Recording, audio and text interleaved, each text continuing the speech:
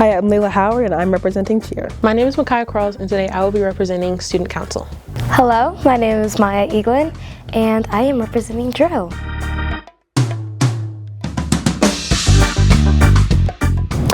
When I first look at it, it looks like a pretty big cookie. It looks like it's not like undercooked or overcooked. Okay, so far right off, it's a really big cookie. It's like almost the size of my hand and it smells really good.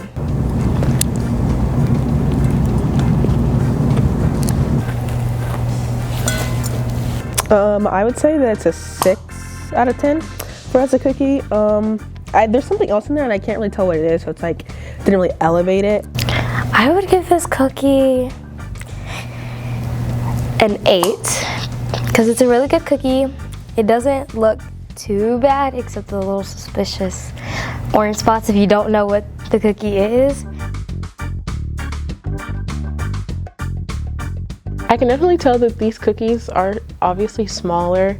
They look a bit more doughy. So I noticed that it's like dipped in something, I'm guessing chocolate. And then on this one, there's like a little like orange bump on it, and that's a little strange.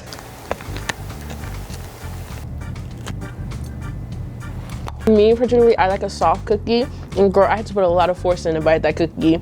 But once you get through like the toughness and you get to the middle, you get like the chocolate. I would say a 3. The cookie I had before was better, and I just had better cookies than this, but it's not like disgusting. That sea salt was like so refreshing, and I don't know, I like chocolate in a cookie, so I would give this a 7. Definitely some more work, but she's good overall.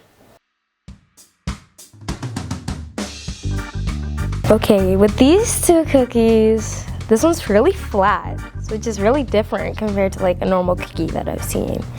So I'm a little suspicious about that one. But this one looks like any normal like cinnamon cookie. I feel like every cinnamon cookie are like very big. I'm definitely gonna lose.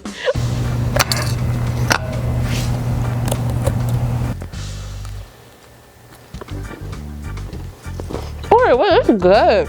Together, I would give them an 8.5.